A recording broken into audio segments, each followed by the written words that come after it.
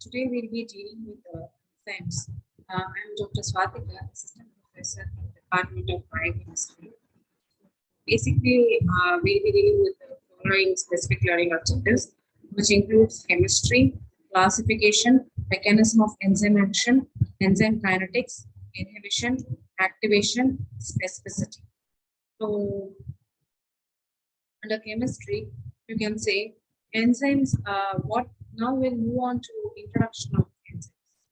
Enzymes are basically biological catalysts that speed up the rate of the biochemical reaction. Enzymes are three-dimensional globular proteins, which has got its own tertiary and quaternary structure. So apart from enzymes, some RNA species also acts as enzymes, and those are called as ribozymes. Example for which includes peptidyltransferase, small nuclear RNA, and many antibodies with enzyme activity are called as enzymes. So now we'll move on to chemical nature of enzymes. So basically, enzyme acts as catalyst and it requires optimum temperature and pH for its action, and it is water soluble. It must be water soluble, must be non-dialyzable. That is, it should not be freely filtered through the kidney, and it must be amphoteric, and it should have a definite isoelectric point, and it contains 16% of nitrogen atom. So now we'll move on to structure of enzymes. So the active site of an enzyme is the region where the substrates, cofactors, and prosthetic groups will come and bind, and it contains the residues which will help in holding the substrate. Active sites generally occupy less than 5% of total surface area of enzyme. Active site also has got specific shape due to tertiary structure of the enzyme protein. So that specific shape and the residues present in the active site will be complementary to the residues and shape of the substrate at its binding site. A change in the shape of protein will affect the shape of active site and function of enzymes. What is cofactor, or what are cofactors? Basically, we all know that enzymes are proteins, whereas cofactor here is the non-protein molecule which carries out chemical reactions that cannot be performed by standard amino acids. So cofactors, again, we have two types. One is organic cofactor, the second one is inorganic cofactor. So the enzyme proteins, in some conditions, will be inactive without the cofactor attached to it. So what it needs for its activation is that cofactor binding. So when the cofactor comes and binds to the enzyme, it activates the enzyme, and this cofactor has got substrate binding site, which will enable substrate binding. So again, classification of cofactors has got two types: inorganic cofactors and organic cofactors. Inorganic cofactors, these are the inorganic molecules which are required for the proper activity of enzymes. Rather, you can say for the functionality of the enzymes, we need some inorganic molecules. So we have again two categories under this inorganic cofactors. One is a metalloenzyme and the other one is metal activated enzyme. In metalloenzyme, the metal is tightly bound to the enzyme. And here what happens, unless until the metal is present in the enzyme, there will be activated enzyme. Whereas if you remove the metal from the metalloenzyme, you have to break down the structure of the enzyme, and hence its function of catalysis is lost. Whereas in metal activated enzyme, the metal is loosely bound, so it can be easily separated from the enzyme. And even upon dissociation of the metal from the enzyme, its activity is not lost. Example for the first metalloenzyme is carbonic anhydrase enzyme, which requires zinc ion for its activity. For the second metal activated enzyme, hexokinases, which has got cofactor magnesium, and it is a metal activated enzyme. Next category of cofactors includes organic cofactors. Organic cofactors are the organic molecules which are required for the proper activity of enzymes and are also called as coenzymes. Example for this organic cofactor include nitrogen phosphorylase, which requires the small organic molecule pyridoxal phosphate for its activation. Unless until this pyridoxal phosphate is present in its proximity, this enzyme will not get activated. This enzyme has major role in glycogen breakdown. In cases of hypoglycemia, we need the stored glycogen to be broken down into glucose molecules to provide ATP or generate energy. Whereas here, what happens? This glycogen phosphorylase enzyme requires pyridoxal phosphate, which will be considered as an organic cofactor. Again, types of organic cofactors. One is the prosthetic group, second is a coenzyme. In prosthetic group, what happens that cofactor is bound covalently to the enzyme group. That is the interaction between the organic cofactor, that is the prosthetic group, and the enzyme protein is very strong. Hence, it cannot be, the cofactor or the prosthetic group cannot be separated from the enzyme without its breakdown.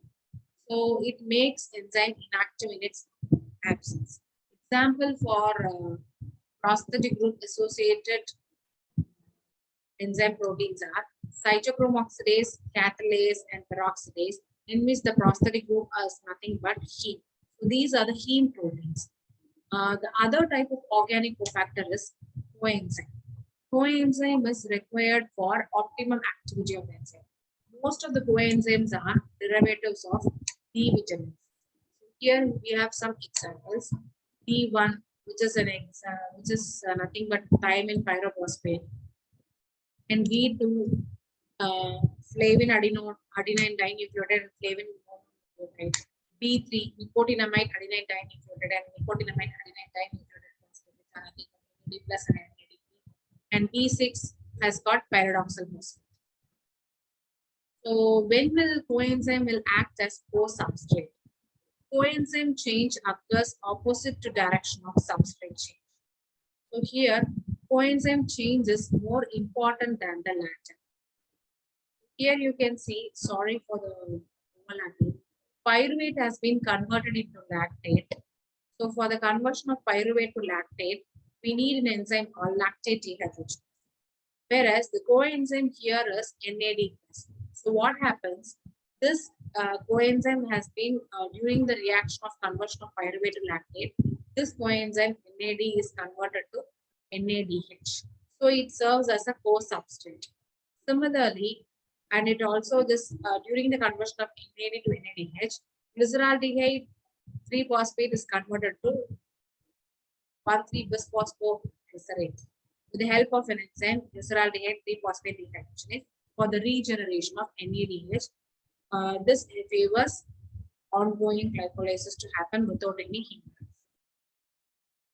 Next, role of coenzymes. Coenzymes can be classified into two groups based on the group they transfer. Based on the group they transfer.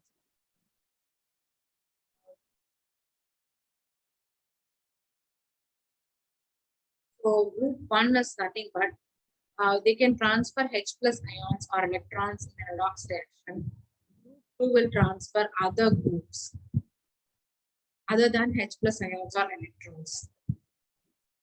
So in group 1, we have so many coenzymes, which includes NAD plus, ADP plus, FAD, FMN, and coenzyme 2. In group 2, it transfer other groups other than H plus. So the what are the groups to be transferred will be classified based on the coenzyme. If you take ATP, it acts as a coenzyme, and the group transferred by way of ATP is but phosphate.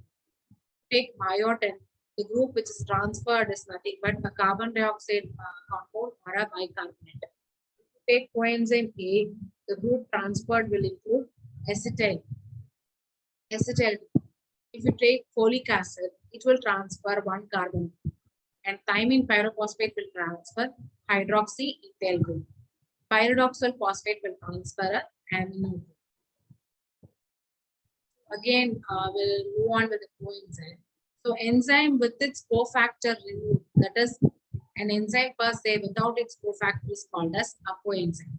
The complete complex of enzyme with all necessary small organic cofactors or metal ions or other components is termed as holoenzyme or holoprotein. So now we'll come to what is defined as substrate. Substrate is nothing but a reactant in a biochemical reaction is defined as substrate. So when a substrate will bind to an enzyme, it will form an enzyme substrate complex. Here in this picture, you can see the orange color substrate whose shape is complementarity to the active site of the enzyme. You can see. So here you can see this is the active site of the enzyme, and this pink one is the enzyme, and the substrate. It has got a shape complementarity to the active site of the enzyme. So it will go, the substrate will go and bind the enzyme to form enzyme substrate complex. What are the sites of enzyme synthesis? Enzymes are basically proteins. So they are synthesized by ribosomes, which are attached to the rough endoplasmic reticulum. So the information for the synthesis of enzyme is carried out by DNA. So here what happens? Amino acids are bonded together to form the specific enzyme protein based on the message present in the DNA codes. What are the sources of enzyme? So sources of enzyme includes intracellular and extracellular enzymes. Intracellular enzymes are synthesized and retained inside the cell for the use of the cell itself per se. So they can be found in the cytoplasm or nucleus or mitochondria and chloroplast. Whereas extracellular enzymes are synthesized inside the cell but are secreted from the cell into the external environment for its action. That is, it will go to the desired area exterior to the cell. So example for intracellular enzymes are oxidoreductase enzyme, which will catalyze biological oxidation, and enzymes which are involved in reduction in the mitochondria. Extracellular enzymes includes digestive enzymes, which are produced by pancreas, which are not used by the pancreatic acina cells and are to be transported to the duodenum, where it will undergo proteolytic cleavage, like chymotrypsin to trypsin, chymotrypsin. All these will come under extracellular enzyme. The main motto of this is to avoid autolytic action of enzyme on the pancreatic acina cells. What are the molecular forms of enzyme? Basically, we have two entities here. What are they are? Multifunctional enzyme and multi-enzyme complex. What are multifunctional enzymes? Multifunctional enzymes are enzymes with different functions in a single polypeptide chain. That is structurally, it is made up of a single polypeptide chain. But each component or each part of polypeptide has got a different function. Example is fatty acid synthase complex. Actually, this fatty acid synthase complex will act as both multifunctional and multi-enzyme complex.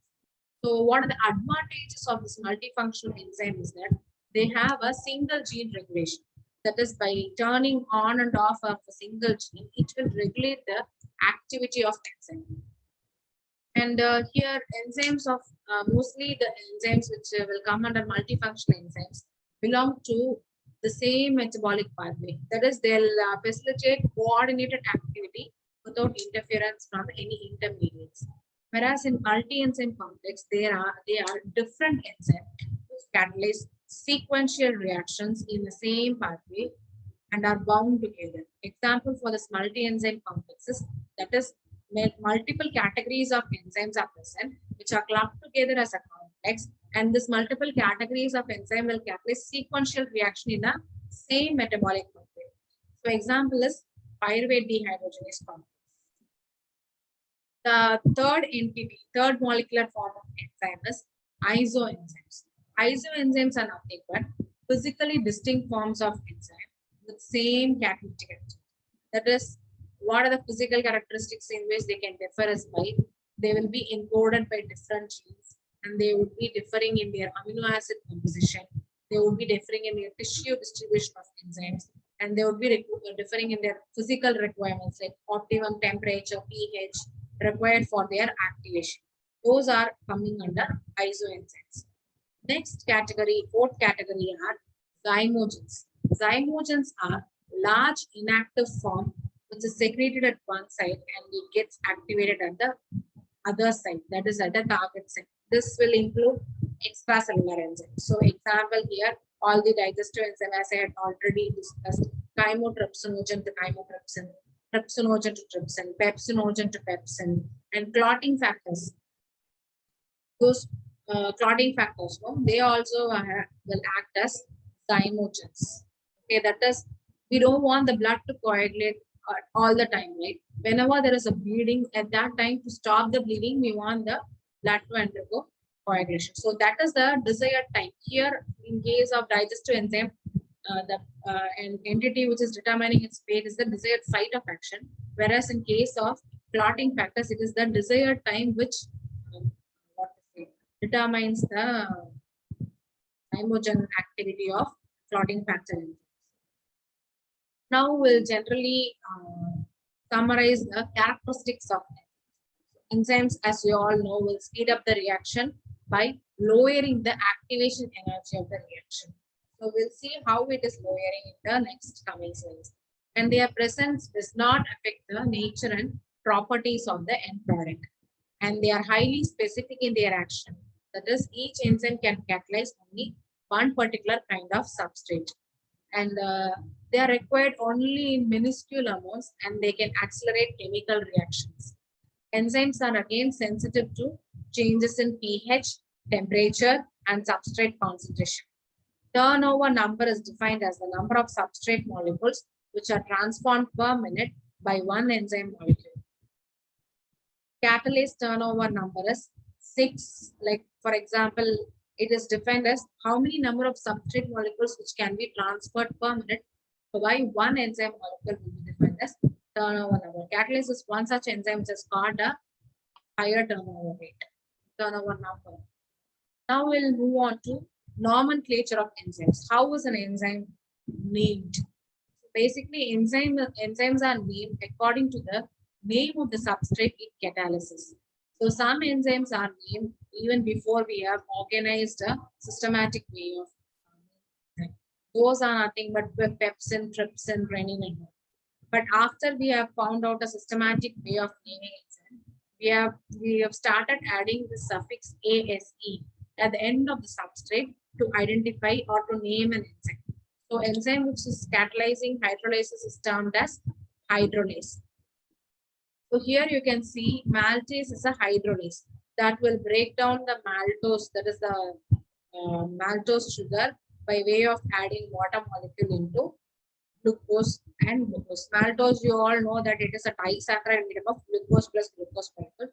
So here the maltase, which is nothing but a hydrolase enzyme, it is based on acting like it is named like ASC based on the substrate on which it is acting with the maltose. So hence it is named as maltase. So here are some of the enzyme and substrate and enzymes and their products. Lactose is again a disaccharide which is acted upon by an enzyme lactase to break it into glucose and galactose. Maltose is again a substrate which is acted upon by maltase to produce 2 molecules of glucose. Similarly, cellulose by cellulase to produce 2 molecules of glucose. Lipids are acted upon by lipase to produce glycerol and fatty acids. Starch is acted upon by amylase to produce maltose. Proteins are acted upon by protease to produce peptides and polypeptides. So now we'll move on to classification of enzyme. So classification of enzyme.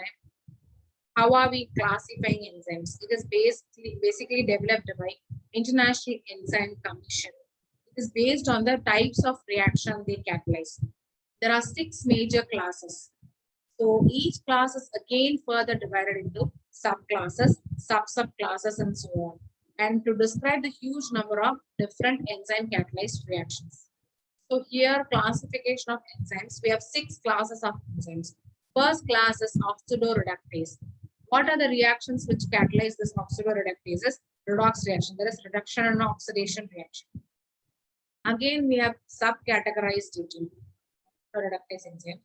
So those enzymes which act on CHOH alcohol group are example for this includes alcohol dehydrogenase, and those which acts on aldehyde group CHO. Example includes glyceraldehyde 3-phosphate dehydrogenase, and those which acts on CHCH2 ethynyl group succinate dehydrogenase, act on amino group CHNH2 glutamate dehydrogenase. Second class of enzyme includes transferases. That is, they transfer one particular group from one substrate to another. So they move chemical group. It is a reaction type. So if they transfer one carbon group, the example for that is methyl transferase. Ethyl is nothing but CH3, right? So it transfer one carbon. If they transfer aldehyde or keto group, it is called as trans-ketolase or trans-aldolase. So if the enzyme transfers acyl group, example for that is pyruvate dehydrogenase complex.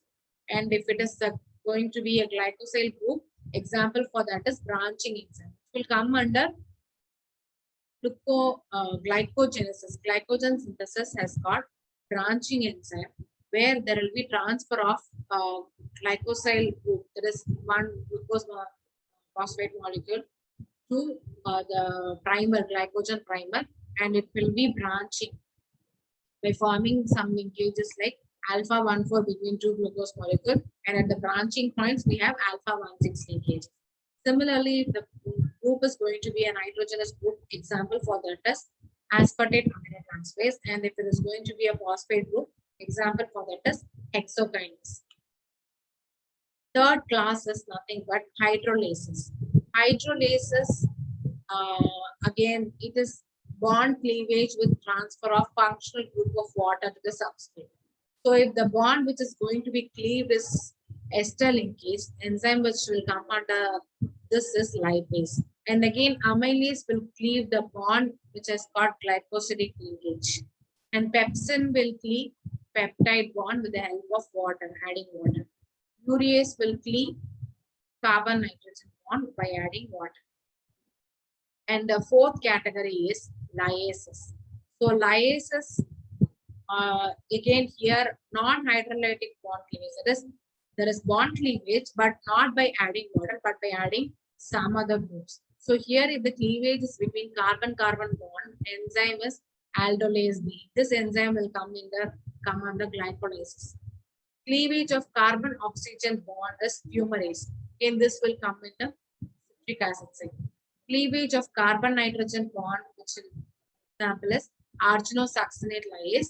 This enzyme will come in the urea side. Okay. The fifth category or class of enzyme is isomerases. That is, there will be intramolecular group transfer without altering the chemical formula. The formula will remain the same, but only the intramolecular group transfer will happen. So again, it is categorized into two racemases, in which the example will include methylmalonyl coenzyme racemase, and the second one is aldose and ketose isomerase. Example is triose phosphate isomerase.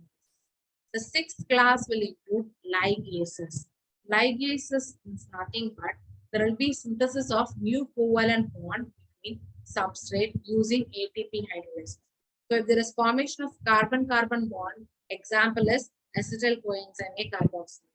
Amino acid tRNA synthetase helps in forming carbon-oxygen bond. Glutamine synthetase helps in forming carbon-nitrogen bond. Acyl coenzyme synthetase helps in forming carbon-sulfur bond. Next, we'll move on to enzyme specificity. So what is enzyme specificity? We have three major types of enzyme specificity. One is stereospecificity. Second one is group or bond specificity. Third one is absolute specificity. So stereospecificity is nothing but the enzyme is specific for the stereoisomer. That is, the spatial orientation of the substrate will determine the active site of the enzyme will be complementary to the spatially oriented substrate. So it is specific for the stereoisomer of substrate. Group or bond specificity. That is, peptidases will act only on peptide bonds, and we have two categories of peptidases: aminopeptidases and carboxypeptidases. Aminopeptidase is nothing but there is a at the amino terminal of a polypeptide bond, the peptidases will go and act. Carboxypeptidases, At the carboxy terminal, the peptide bond will go and act. Lipases are some of the enzymes which will act on ester bond of triacylglycerol. Glycosidases will act on glycosidic bond of polysaccharides. Third one is absolute specificity. Absolute specificity is that particular part of enzyme will go only on that particular substrate.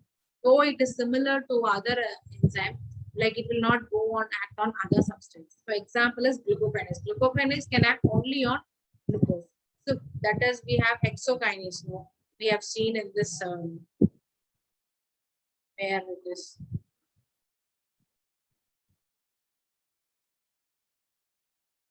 So it is one of the enzyme where hexokinase will act on other carbohydrate molecules other than glucose, whereas glucokinase, which is present in the liver, the category of hexokinase, will act only on glucose. That is an example of absolute specificity. Next one is we'll see how is the enzyme specific in nature. Enzymes are basically specific in nature. It will interact with only one or few substrates and catalyze only one type of chemical reaction. Whereas here the substrate specificity is basically meant by complete fitting of the active site of the enzyme in the substrate. So here oxidoreductase will not catalyze hydrolyzed reaction, and similarly vice versa, which determines the enzyme specificity. Again, a detailed explanation of types of enzyme specificity. So enzymes shows different degrees of specificity: bond specificity, group specificity, absolute specificity, optical or stereostep specificity, and dual specificity. So what is bond specificity is, as I have already told, the enzymes will act on substrates which are similar in structure and contain the same type of bond. Like amylase will act on alpha-1,4-glycosidic bond in starch, dextrin, and glycogen. That is, starch, dextrin, and glycogen are almost similar in structure. So amylase will go and act on only the alpha-1,4-glycosidic bond present in the T molecules and will show bond specificity. Group specificity. Here what happens? Enzyme is specific not only to the bond but also to the structure or atoms which are surrounding the bond. So pepsin is an endopeptidase. We have two categories of peptides: ecto and endo. Endo is in between, inside, you can say. So pepsin will hydrolyze central peptide bonds in which the amino group, that is the peptide bond formed between the amino group which belongs to aromatic amino acids. So example, phenylalanine, tyrosine, and tryptophan. If they are forming a peptide bond, that is the location at which the pepsin will go and act. Substrate specificity. Here in this type of specificity, the enzyme will act only on one substrate. Uricase will act only on uric acid, showing substrate specificity. Similarly, maltase will act only on maltose. The next one is optical or stereospecificity. Here in this type of specificity, the enzyme is not only specific to the substrate, but also to its optical configuration. That is like the amino acids, that orientation of the, like how, you know what is optical, right? When the plane polarized light is passed through a solution, what is the degree of rotation of the plane polarized light is determining its optical nature. So when it is rotating to the right, we call it as dextrorotatory, and if it is rotating to the left, we call it as levorotatory. So here D-amino acid oxidase will act only on D amino acids, and L amino acid oxidase will act only on L amino acids. The next category is dual specificity. Dual specificity is nothing but there are two types of dual specificity. So if the enzyme will act on one substrate by two different reaction types, it will also come under dual specificity. And if the enzyme acts on two substrates by one reaction type, that will also come under this. So for the former, that is acting on one substrate by two different reactions, example is isocitrate dehydrogenase. This is an enzyme which will come in the tricarboxylic acid cycle or citric acid cycle. Here, this isocitrate dehydrogenase will act on isocitrate, first substrate, by oxidation, followed by decarboxylation of the product form, that is oxalosuccinate. So when isocitrate is oxidized, we form an oxalosuccinate product. This oxalosuccinate is undergoing decarboxylation to form your ultimate product, alpha-ketoglutarate. So same enzyme here in both the reactions, but the reaction type is different. First one is oxidation, second one is decarboxylation. So here you can see Oxidation is nothing but loss of electrons, right? So here you can see H plus is removed, and here you can see carbon dioxide is removed. The second dual specificity is the enzyme will act on two substrates by one reaction type. So xanthine oxidase is an enzyme which will act on both xanthine and hypoxanthine, which are nothing but the two substrate by same reaction type, that is oxidation. Okay. So when hypoxanthine is oxidized, forms xanthine, and xanthine again is oxidized by xanthine oxidase enzyme to form uric acid. So how will you measure enzyme activity? So enzyme is basically expressed in international units per liter volume of fluid. In case if you're going to assay the enzyme in a fluid, or expressed as per milligram of weight of total protein in tissue, in which its activity is measured. So what is one international unit? One international unit is nothing but amount of enzyme which catalyzes transformation of 1 micromole of substrate to product in 1 minute at 25 degrees Celsius. So how are enzymes measured? We have basically two assays. One is endpoint assay, second one is kinetic assay. Endpoint assay is nothing but the product is formed. The product which is formed is combined with another chemical reaction, resulting in a colored product. So here you can see disodium phenyl phosphate is a substrate which is acted upon by the enzyme ALP, that is nothing but alkaline phosphatase, to form the product phenol. Here what happens? The phenol, which is the product formed at the end of the first reaction, is made to react with another substrate, 4-amino antipyrine, to form a brown colored product, which is basically measured for enzyme activity. And again, here you can see the second assay is kinetic assay or coupled assay. Here what happens? The enzyme is coupled to a reaction requiring NADH plus and NAD. So already we have seen this enzyme, right? Pyruvate conversion to lactate with the help of enzyme LDH, where NAD is converted to NADH. So here the reaction is accompanied by decrease in absorbance if NAD is formed, or is increase in absorbance if NADH is formed, and the rate of the reaction is measured. So this is an example of kinetic assay or coupled assay.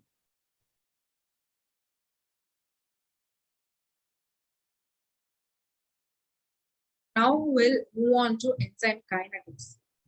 What are basically enzyme kinetics? So kinetic analysis of an enzyme will reveal the number and order of individual steps by which enzyme will transform substrate into product. So basically studying an enzyme kinetic will reveal the catalytic mechanism of that enzyme, its role in metabolism, and how its activity is controlled, and everything, inhibition of enzyme and everything. So enzyme kinetics is nothing but study of rate of chemical reaction catalyzed by an enzyme and various factors affecting it. So it is given by kinetic theory. So when does a chemical reaction basically occur? When molecules collide, that is, they come within the binding distance of each other, and whenever they overcome the energy barrier for the reaction, that is when enzyme kinetics, or that is when a chemical reaction occurs. The study of this rate of chemical reaction is nothing but enzyme kinetics. So we'll see what is an activation energy. Activation energy is the least amount of energy needed for a chemical reaction to take place. So what happens is enzyme will act on the substrate in such a way that they will lower the activation energy by altering the route of the reaction. So here you can see in this picture, in the x-axis, time is being plotted. In the y-axis, energy level of the molecules is being plotted. Here, the first line, no, this is the initial energy state of the substrate. There is one leaf or one mountain lake, which at the highest point of which is nothing but the transition state of the molecules or substrate. And we have one more smaller curve, which is the activation energy produced or of enzyme catalyzed reaction. Whereas this one, no, the bigger one is the activation energy of enzyme non-catalyzed reaction, that is without enzymes. So you can see basically enzyme will decrease the activation energy. So again, this this one, the one which is below the basal line, is nothing but the final energy state of the products. Lower than both the energy state of substrates and the substrates in the transition state. So what is an energy barrier or activation energy is that there will be a free energy change happening whenever a reactant will change into the product. So what happens? The free energy of product will be always less than the free energy of the reactants. So during this reaction, the reactant or the substrates will undergo a state of highest free energy before getting transformed into a state called transition state, whose free energy is higher than both the substrates and the products. The difference between the free energy of the transition state and the substrates is called as activation energy. So what is a transition state is? A transition state is nothing but the magnitude between the free energy of the reactant and the product. So it is an unstable state which will depend upon the equilibrium constant and net free energy change. So molecules which are going to participate in the reaction should have or must have sufficient energy to overcome the activation energy barrier and to undergo pollution to increase the rate of the reaction significantly. So now we'll come to know what is binding energy. Basically, enzymes will, as you all know, will lower the energy barrier by forming enzyme substrate complex, which is an intermediate in the reaction. And this complex or this product, which is formed as a result of enzyme interaction with the substrate, is reversible. This reaction is reversible, and this bonding between the enzyme substrate complex is formed by weak non-covalent interaction. So this will enable product formation. So here you can see enzyme plus substrate gives enzyme substrate complex, which will again get linked to form enzyme in native form plus product. So formation of such interaction will release a small quantum of free energy. So if this small quantum of free energy is totally accumulated, this total cumulative energy which is released from enzyme substrate complexes giving the binding energy. So in an environment like we have so many enzymes, so many substrates. So the energy released from each enzyme substrate complex, and when we accumulate all these small quantum of energy, will contribute to the binding energy. So what are the characteristics of binding energy? Is it lowers the activation energy, it contributes to catalysis. That is, how does it contribute to catalysis? By reducing entropy. Entropy is nothing but randomness. So by reducing entropy, by desolvation of substrate, that is removal of hydrogen bond from the substrate, by causing distortion of substrate and inducing strain in the substrate. So again, by fourth entity is by properly aligning catalytic function groups on both substrate and the enzyme. So binding energy basically lowers the activation energy, it contributes to catalysis, and again it contributes to specificity. What are the factors which are affecting the rate of the enzyme catalyzed reactions? The first one is temperature, second one is pH or hydrogen ion concentration, third one is substrate concentration, fourth one is enzyme concentration. So effects of temperature. So lower temperature will not be forming a suitable atmosphere for the enzyme to get activated. Similarly, rising the temperature will deactivate the enzyme and release its second, tertiary, and quaternary structure. Hence, it causes deactivation of also the primary structure. So, raising the temperature will increase the rate of enzyme catalyzed reaction by increasing number of molecules entering into the transition state and by overcoming the energy barrier by imparting kinetic energy to the substrate molecules. So, enzyme basically work only over a particular temperature, which is called as optimum temperature. And in humans, the optimum temperature varies from 35 to 45 degrees Celsius. And the basic optimum temperature is around 37 degrees Celsius. The temperature coefficient is a factor by which the rate of biological process increases for a 10 degrees Celsius rise in temperature. So sometimes heat energy can also increase kinetic energy to a particular point that exceed the energy barrier, resulting in denaturation of enzymes. So here you can see a graph where temperature is plotted in x-axis and rate of reaction is plotted in y-axis. So there is a bell-shaped curve. So on the left hand of the curve is the lower temperature of the enzyme, right hand of the curve is the higher temperature of the enzyme, during which the enzyme will undergo denaturation, and at the midpoint you have the optimum temperature of required for the enzymatic activity. Effect of pH.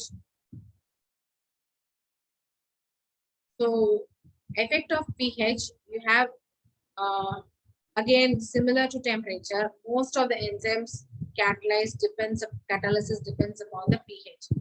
Most of the enzymes again exhibit optimal activity at pH value between 5 and 9. Again, similar to temperature, pH higher and lower pH will cause ionization of enzyme and also result in denaturation of enzyme. And enzymes being a protein need to be an ampholyte to facilitate catalysis, whereas in higher and lower pH, the ampholytic activity is disturbed and it causes ionization. pH will alter the dissociation and charge on this group. Similar to temperature, we have a bell-shaped curve where in x-axis pH is plotted over the range of 4 to 11 and in y-axis rate of reaction is plotted around 8. The optimum pH of the enzyme is attained for most of the enzymes.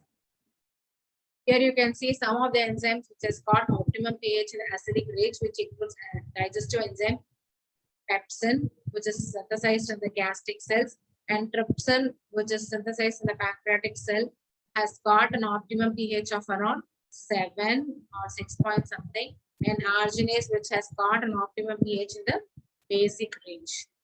Substrate concentration.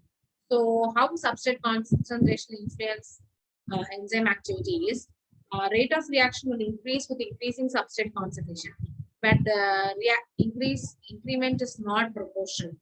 Result in a hyperbolic curve, which reflecting saturation of enzymes. That is, in the box A, you can see there is an increase in rate of enzyme, increase in substrate concentration, which is plotted on x-axis, and rate of reaction plotted on y-axis. And there is a increased substrate concentration, increase in rate of reaction. And again, further increase, there is increase in rate of reaction. Beyond that point, there is a one particular point where all the enzymes present are saturated with this substrate molecules.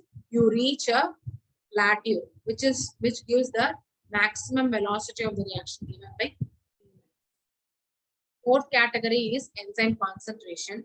So under standard conditions, the rate of reaction is directly proportional to the enzyme concentration if adequate number of substrate molecule is present.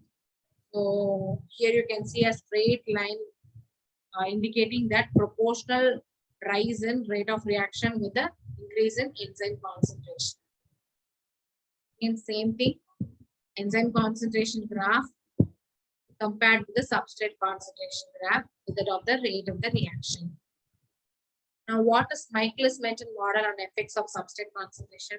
So according to this model, the enzyme will reversibly combine with the substrate to form an enzyme substrate complex, which will subsequently get cleaved to produce product and regenerating the free enzyme per se. Here you can see enzyme plus substrate gives enzyme substrate complex, and which will again give enzyme plus product. So the rate of this first forward reaction is K1, rate of the second forward reaction is K2, and rate of this backward reaction from enzyme substrate to enzyme plus substrate is given by K minus 1, which are the three rate constants.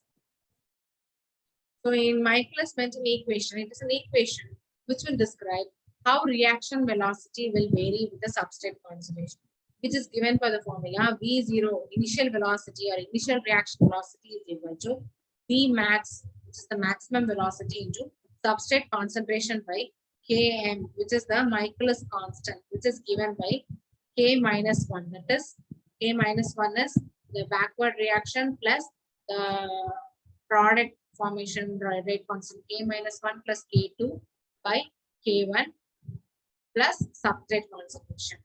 Assumptions for Michaelis-Menten equation are only there should be a relative concentration of enzyme and substrate, and steady state assumptions and initial velocity.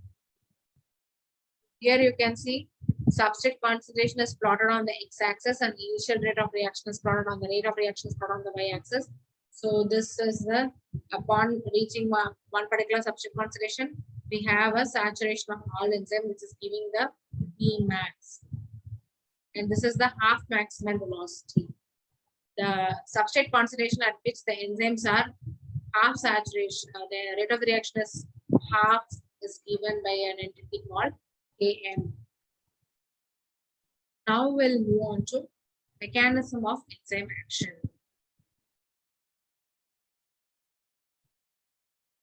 I think with this we'll wind up this class. Mechanism of enzyme action, we will take in next class. Okay, thank you.